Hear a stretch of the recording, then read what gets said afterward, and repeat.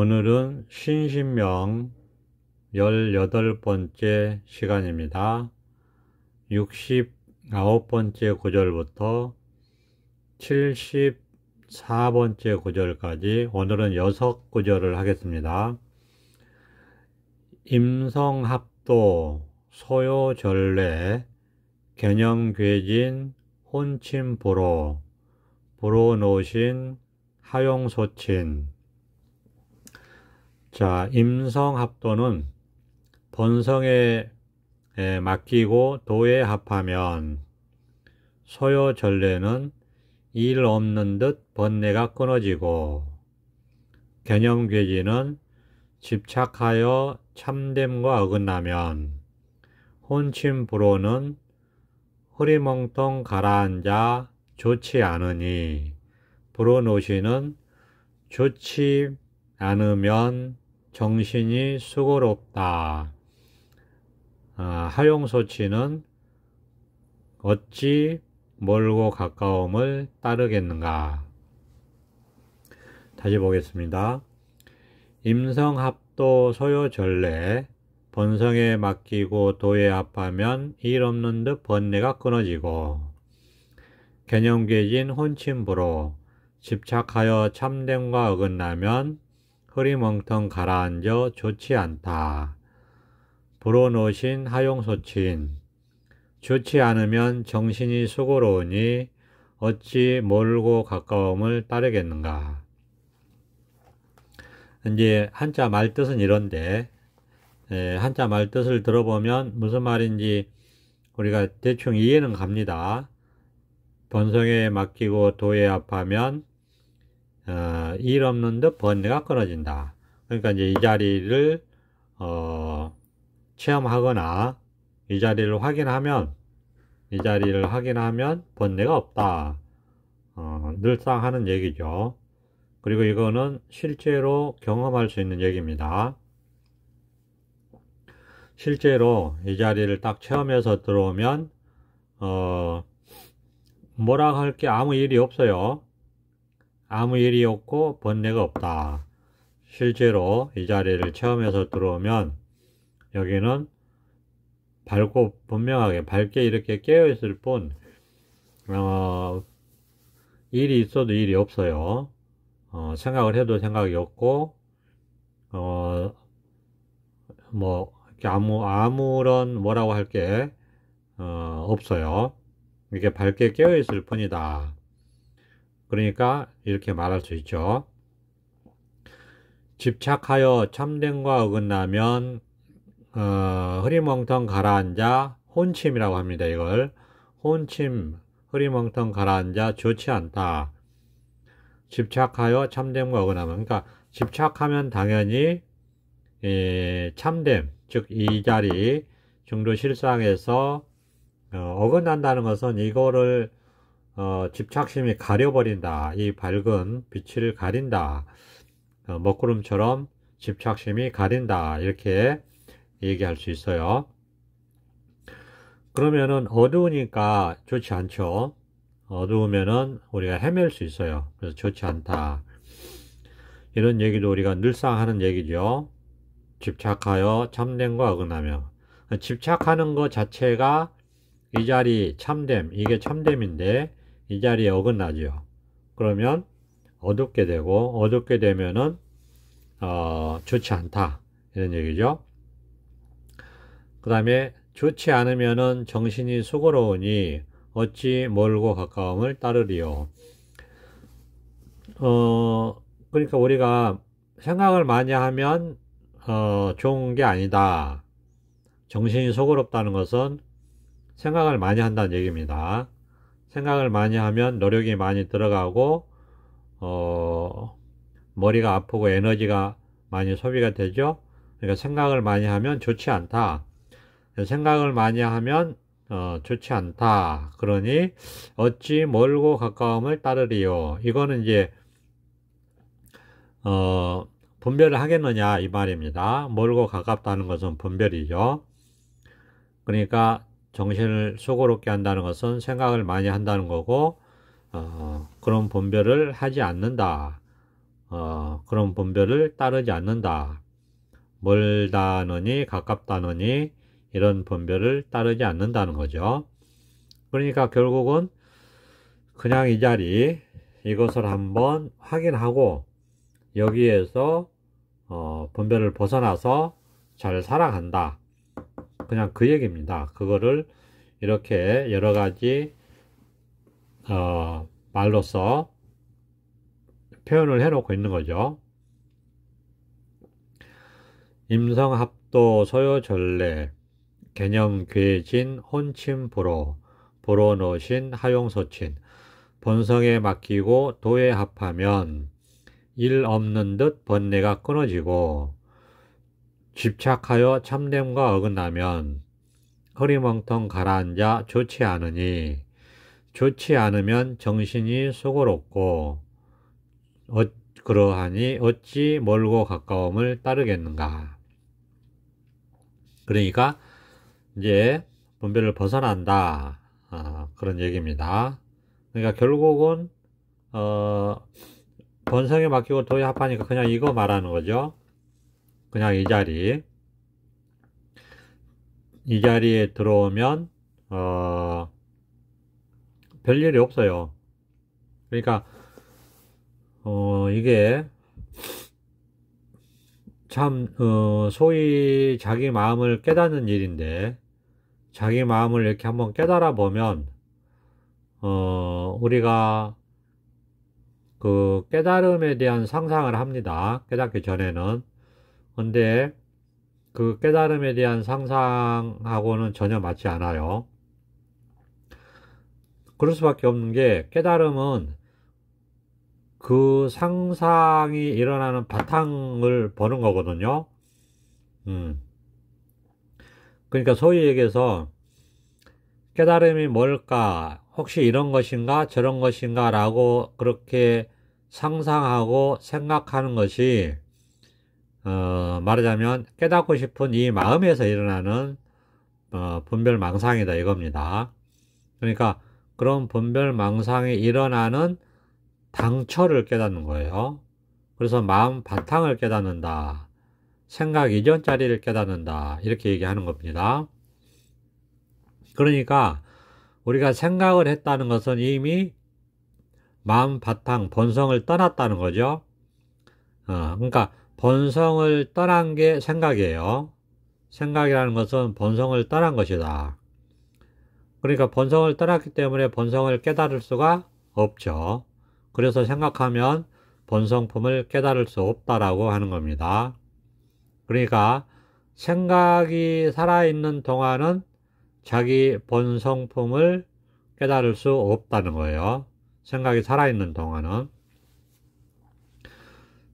생각이 딱 죽고 생각이 포기되고 자기 생각으로는 어떻게도 할 수 없는 상황, 자기 스스로는 어떻게도 할 수 없는 상황에 딱 갇혀서 그런 상황이 지속되다 보면 문득 자기 본성품을 깨달을 수 있어요. 그러니까 생각이 포기되고 생각이 죽은 상태가 본성품에 닿아 있는 상태예요. 본성품과 붙어 있는 상태입니다. 그때 이제 어떤 외부적인 자극에 의해서 예를 들어서 사물을 본다든지 소리를 듣는다든지 이런 어떤 외부적인 자극, 이게 이제 줄탁동시 이런 말을 해요. 병아리가 깨어나려고 할 때 어미닭이 한번 쪼아지면은 병아리가 알을 깨고 나올 수 있다. 이런 식으로 그 인연을 그렇게 비유를 합니다. 근데 이게 그러니까 생각이 포기되고 생각이 죽을 때 본성품과 맞닿아 있기 때문에 그때 깨달을 가능성이 있어요. 왜? 그때는 본성품을 안 떠났잖아요. 본성품에 붙어 있는 거잖아요. 그러니까 문득 그때 확인하고 볼 수가 있어요. 본성품을 깨닫고 견성한다는 것은 뭘 아는 게 아니에요. 말 그대로 견성이에요. 성품을 보는 거지 아는 게 아니에요. 성품은 알 수 있는 게 아닙니다. 본성은 알 수 있는 게 아니다. 그 알 수 없는 본성에서 모든 아는 게 이제 태어나는 거예요. 알 수 없는 본성에서 생각이 태어나는 겁니다. 알 수 없는 본성에서 이 알 수 없는 이 본성에서 생각이 태어나는 거예요. 이 본성에서 생각이 태어나는 거예요. 그러니까 본성품에서 생각을 했다는 것은 이미 본성품을 떠났기 때문에 본성품을 깨달을 수 없어요. 본성품을 깨달으려면 생각이 죽어야 돼요. 그래야지.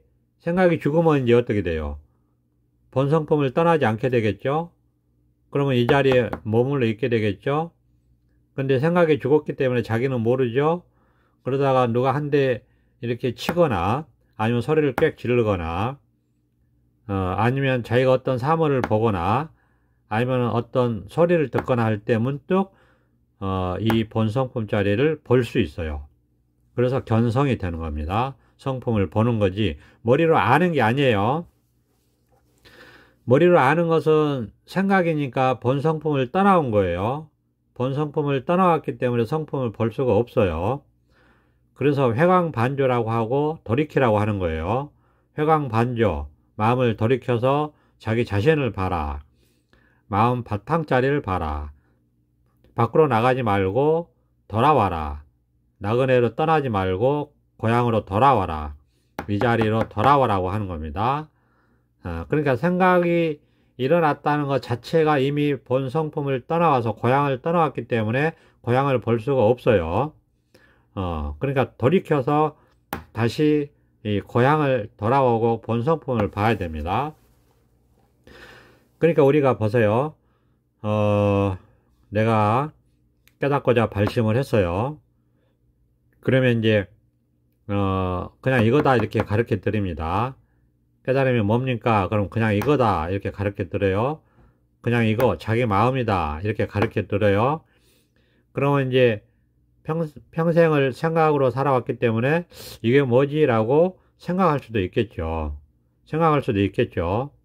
그리고 깨달음을 이제 자꾸 생각으로 알려고 할 겁니다. 왜? 그렇게밖에 살아오지 않았기 때문에, 할 수 있는 게 그거밖에 없기 때문에 자꾸 생각으로 깨달음을 알려고 할 거예요. 그런데 이제 그 법사가 깨달음은 생각으로 알 수 없다. 깨달음은 생각으로 알 수 없다. 아는 게 아니고 이렇게 보는 거다. 자기 마음 본성품을 보는 거다. 생각 이전 자리를 보는 거고 깨닫는 거다.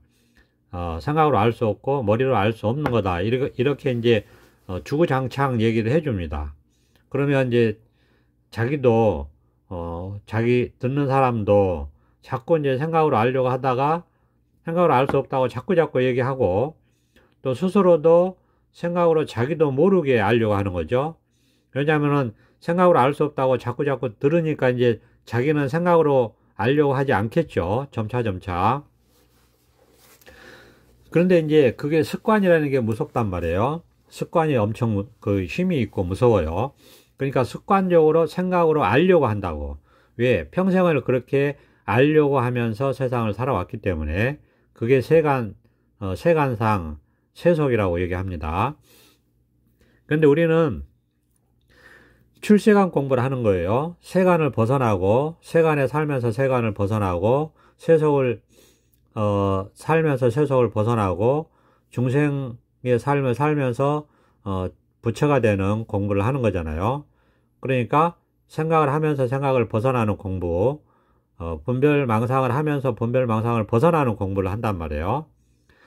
그러니까 그렇게 분별망상을 벗어나는 그런 경험이 반드시 한번 있어야 되고, 그리고 이거는 희한하게도 생각이 아니기 때문에 이 본성품을 한번 보면 생각을 벗어난 본성품을 한번 이렇게 딱 보잖아요. 그럼 이거는 생각이 아니기 때문에 한 번만 보면 끝나요. 그러면 온천지가 이렇게 자기 마음자리가 딱 드러나거든요. 즉 생각 이전 자리가 딱 드러난단 말이에요. 이 생각 이전짜리는 알 수 있는 게 아니고 견성 보는 겁니다. 아는 게 아니고 보는 거예요. 이렇게 한번 딱 보는 겁니다. 그러면 끝나는 거예요. 이렇게 딱 보면 끝나요. 그리고 이거는 자기가 증명을 해줘요. 아, 내가 이제 생각 이전짜리 본성폰을 봤구나.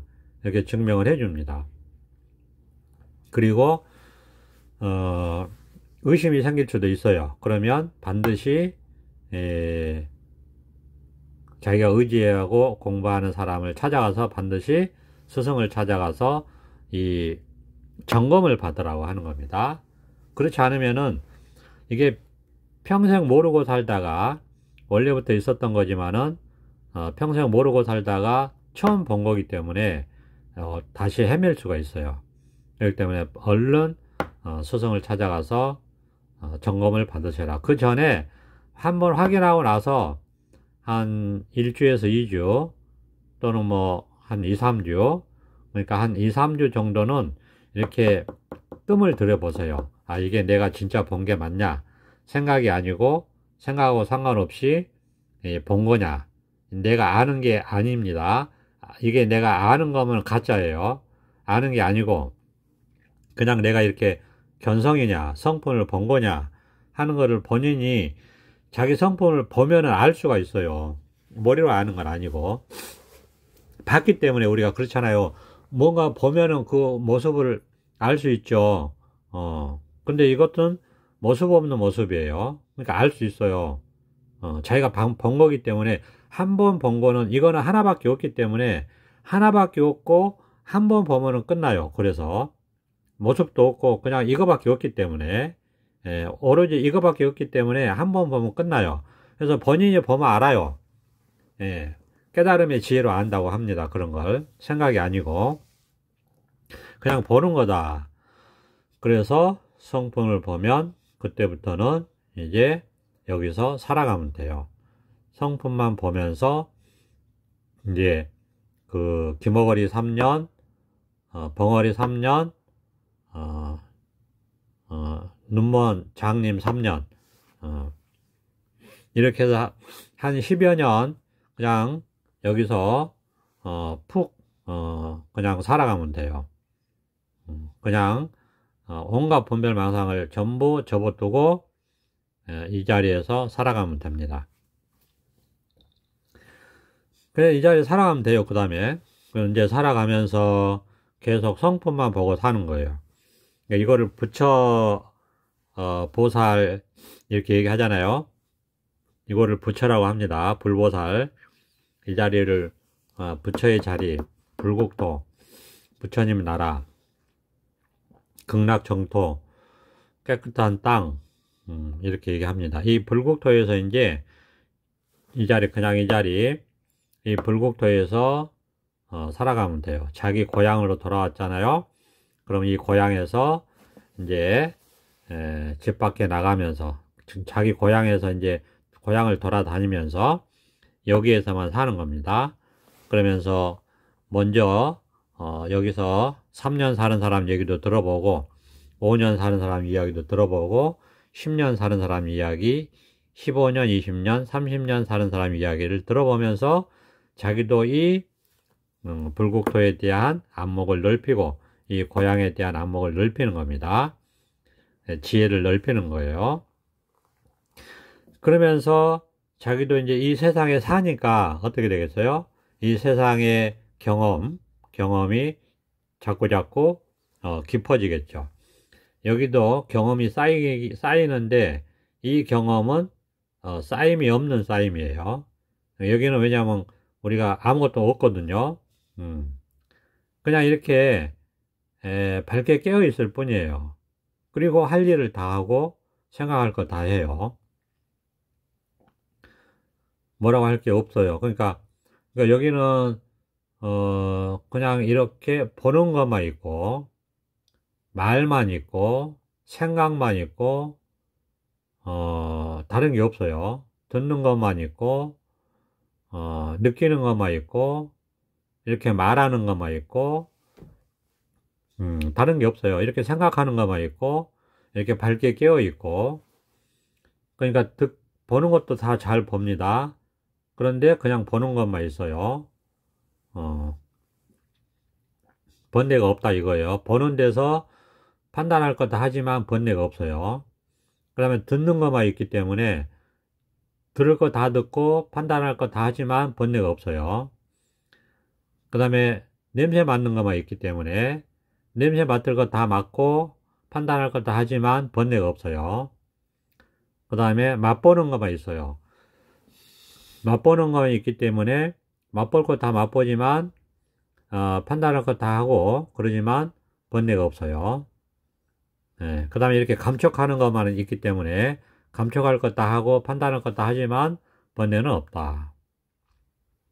그 다음에 이렇게 생각합니다. 온갖 분별망상 다 합니다. 그런데 분별망상이 분별망상만 하기 때문에 그 분별망상에 다른 분별망상이 없어요. 분별망상만 오로지 할 때는 분별망상을 할 때는 분별망상만 하기 때문에 다른 분별망상이 없어요.